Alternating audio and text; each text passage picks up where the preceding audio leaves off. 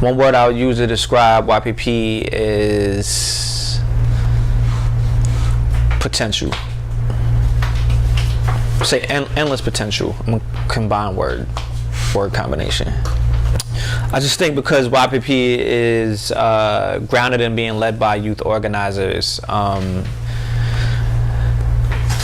young people's potential is endless. Like, they're just tapping into it, and so I feel like when you bring a collective of young people together, they're like potential to experiment, to learn, to do powerful organizing is like, it's endless potential. So I'm a YPP organizer here at Make the Road. A lot of what I think my responsibilities are grounded in is trying to work with folks on developing, building out strategies, mostly for two campaigns, really two coalitions that we work with, Urban Youth Collaborative and more recently Communities for Police Reform.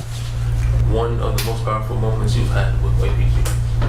That's a good question. I feel like there's been a lot of powerful moments.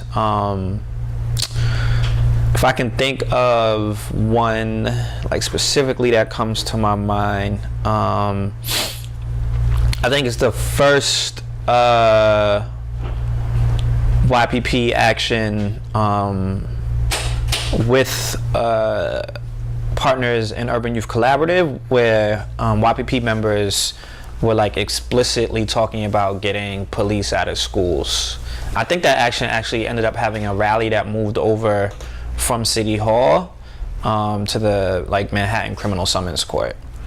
There's a lot. I mean, there's a lot, I think, but that's just one. It's hard to mention just one. And what takes place in actions?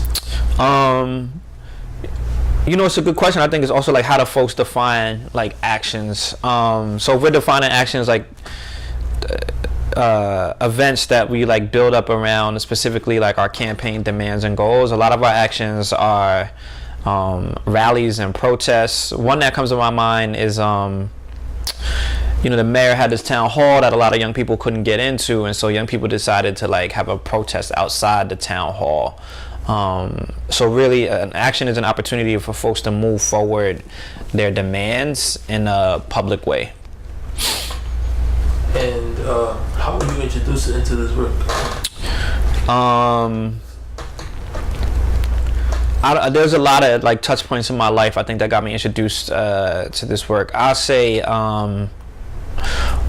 working with formerly incarcerated people was probably the moment for me where it became like clear that you can provide people with services, and services are necessary in our communities, but it's going to be a revolving door for certain people unless you really challenge like the systems that keep sending them back there.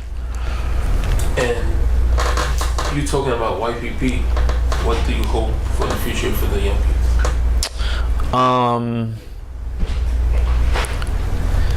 That's a good question. I mean, I think more than anything else is what they hope for themselves. I feel like there's a lot, when I look at YPP, there's a lot that I think we can like build upon and try to improve and challenge ourselves. But I think more than anything, like, it has to encompass the vision that the youth leaders have for YPP. So not just my vision of what it should be, because that could be over here, and like young people's vision could be over here.